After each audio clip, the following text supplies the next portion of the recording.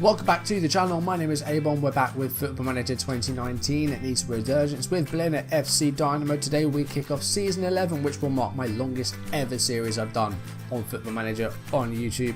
And in Season 11, for the very first time in the save, we're a European side. We're in the Europa League, and in today's match we are going to play our first game in Europe as manager. And I'll show you who it's against shortly.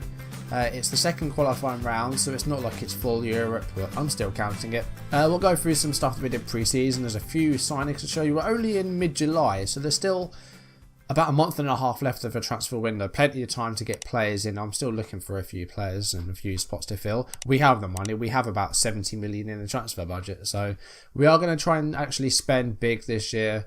I feel like we need to, but the players that aren't interested in this, or the ones that are worth that much, or the ones interested, only cost like 3 or 4 million. So we still can't attract like big names to our club. It's unfortunate. So if you missed last episode, you'll know that we qualified for the Europa League. We finished 6th in the Bundesliga table. Bayern won the German Cup, which means that we retain our place in the Europa League. Had Hannover beaten Bayern in that cup final, they would have taken our place.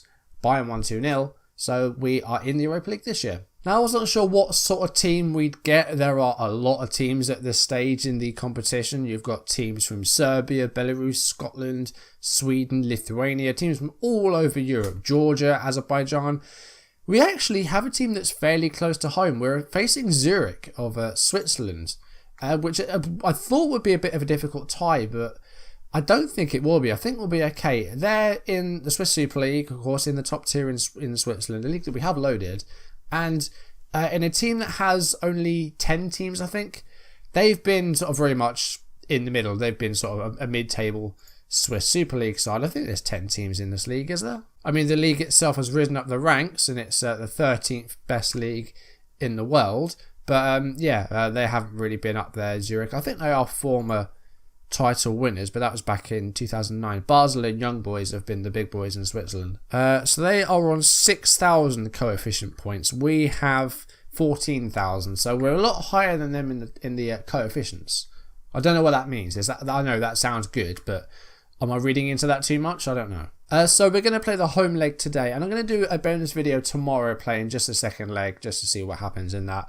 And then after that, we'll go through the rest of pre-season, and we'll kick off with our first league game on Sunday, and that is a home game against Mainz. But you can see the pre-season friendly we've done so far, varying success, some intra-squad friendlies, a 1-1 draw at home against Chelsea. I wanted to get some friendlies against some sort of bigger sort of European teams, which is why we've gone for teams like Chelsea. We've got friendlies against Benfica coming up as well, and Twente. So let's talk transfers. 2 players have left the club at the end of their contracts. The right back, Tim Kircher, has left. He's a free agent. No one's picked him up yet.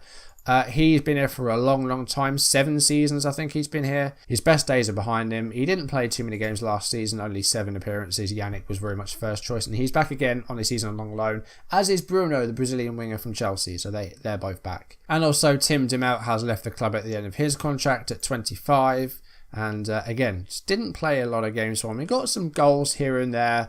He was solid. He was okay.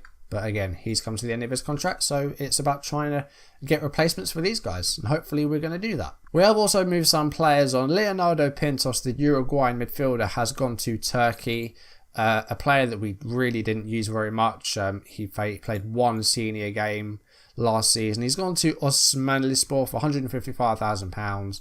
He wasn't happy with how he was getting used. I mean, he had potential, but he was always at that 2-star current ability. I don't really want to use players like that unless I have to, or if I've got nothing to play for. We need our senior players for our team, and unless some of these youth guys really start improving in training and start increasing their ability, they're not going to feature. Alexander Andreev has left the club. He's gone to Ingolstadt. We got £1.1 million for him, so 10 times what we paid for him back in 2024. He just didn't score enough goals. And we got a couple of seasons where he got 8 goals. But last season, just the 1 goal for us, and just didn't really feature because Tana and Janssen were very much the first choice strikers. So he didn't feature very much. Only 14 appearances last season. And yeah, he just hasn't scored enough goals for me. Benjamin Begic, our third choice keeper, has gone to Sturm Graz on loan. We do have a sort of young goalkeeper, Mike Kroner, I think his name is, who can be a good third choice. He's got potential. He's only like 18, but he can step in. Begic wasn't happy with his lack of football, so he's gone on loan. Las Pedersen, another midfielder who we've barely used, and he's gone to Horsens on loan. Got good potential, has the Danish midfielder. Got some decent attributes in there, but again, just trying to get him some football. And Laurent Vertige has gone on loan again after an unimpressive spell at Servette. He's gone to Grasshoppers this season. Again, a player that has a good potential, but for us, like, he's played a little bit at right back and hasn't been spectacular for us. 2 players have joined the club so far, starting off with a defensive midfielder. Not something we really use, but something I think we can definitely take advantage of this year. And might see a little bit of a change in system as we play a bit of a deeper central midfielder. Adin Hozic, the Bosnian midfielder, has come from RB Leipzig. It's a £3 million fee. Spent 2 seasons at Leipzig after some loan spells. He hasn't played a lot of games in the past few years, but he's got some very good attributes. We were told to sign him whatever the price. He's earning $12,750 a week. Very good tackling. Marking's pretty good. Some very good mentals in there. Physically, he's okay. For a defensive midfielder, hopefully this guy can be good. He's 5'10".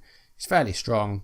And hopefully he can sort of sort out some of our problems at the back, because I think defending's been mostly good.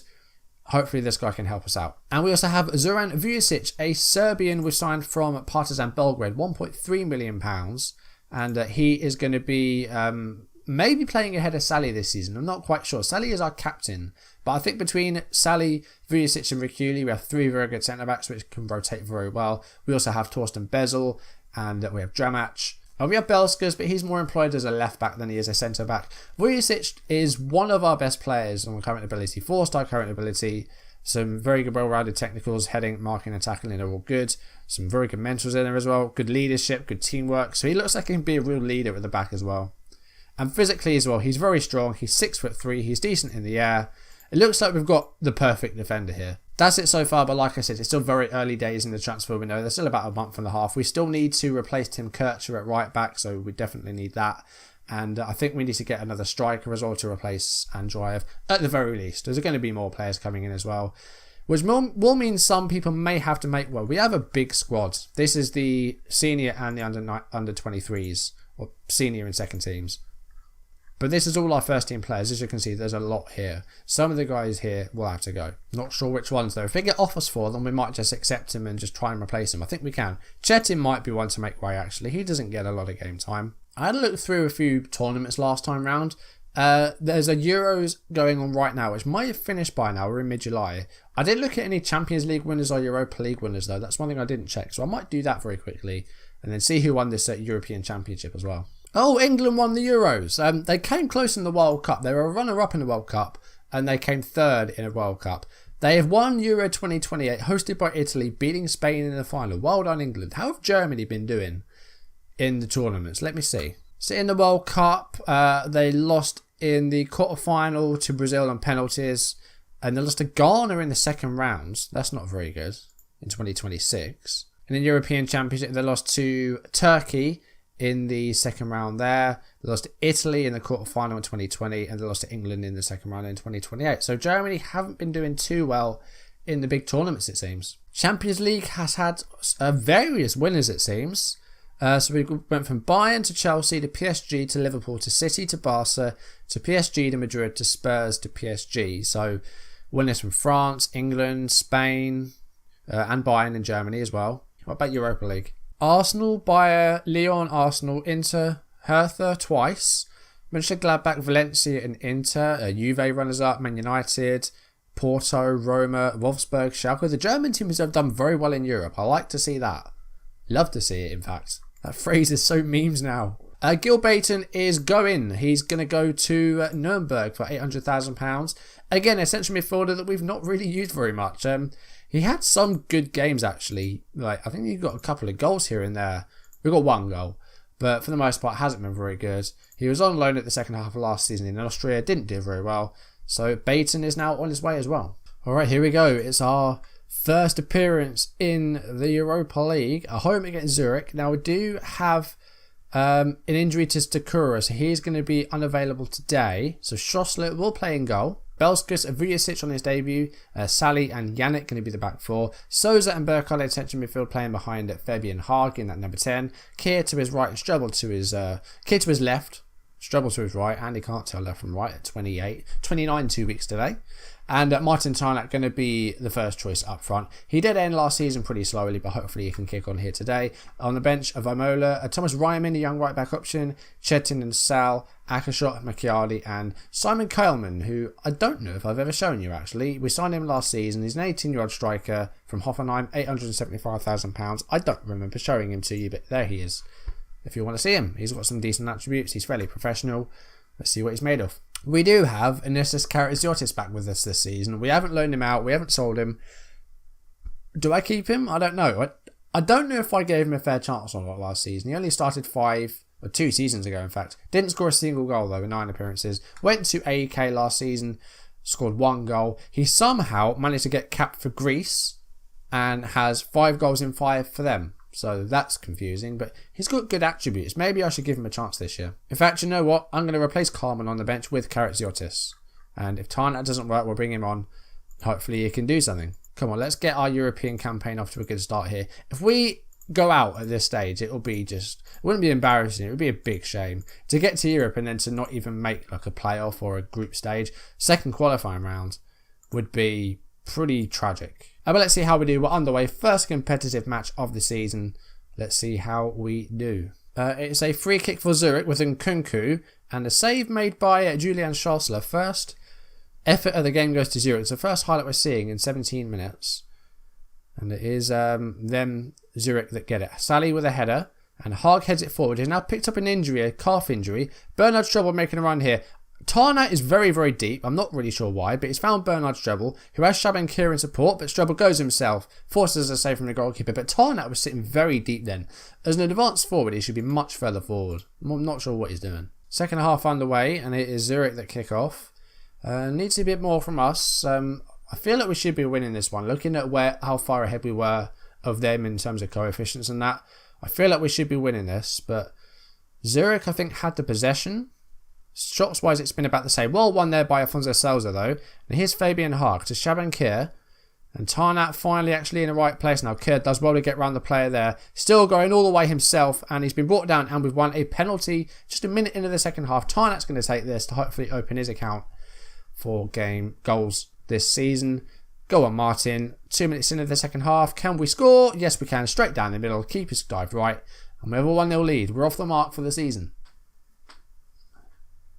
Very cool penalty. I'm not really sure what Fabian Haag's doing. Surely that can't be legal. I know he's not encroached in the area, but to run across the keeper's line of sight there, surely that can't be legal.